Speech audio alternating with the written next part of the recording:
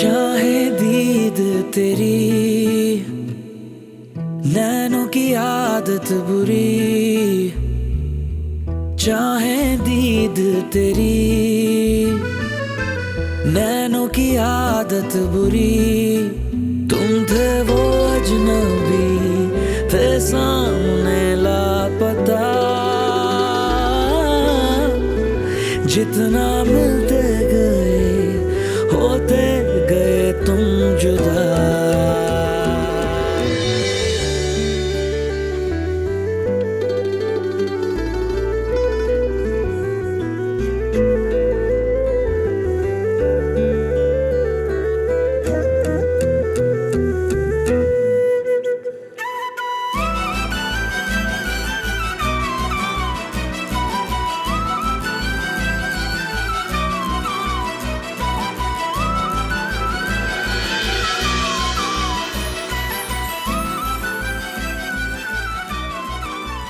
خیلی خوشگل شدی. تو هم جذاب شدی.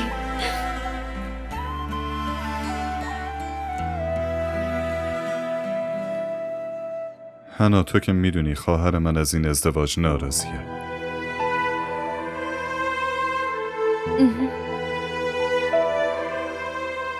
پس الان وظیفه توه که فرصت گله کردن رو بهش ندی.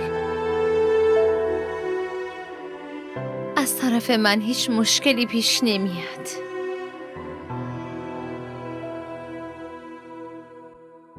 من تو این دنیا غیر آبجیم کسی رو ندارم. خواهش میکنم اینو فراموش نکن که بهتر خواهرم رو راضی نگه داری. همونطور که دل منو به دست آوردی، دل اونم حتما میتونی به دست بیاری.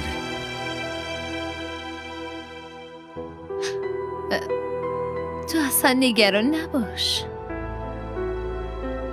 اون فقط خواهر تو نیست، خواهر منم هست. ممنونم. منم ازت همین توقع دارم.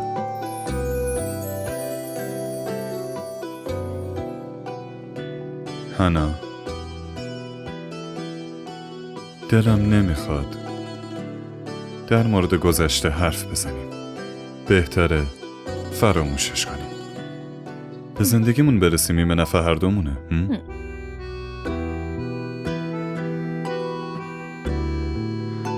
یه لحظه.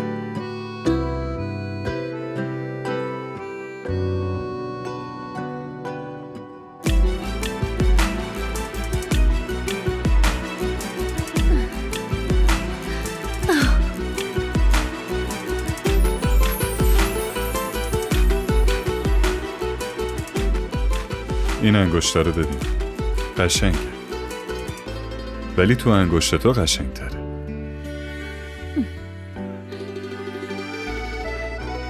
حالا دیگه تو این خونه همه چی مال توه، حتی من.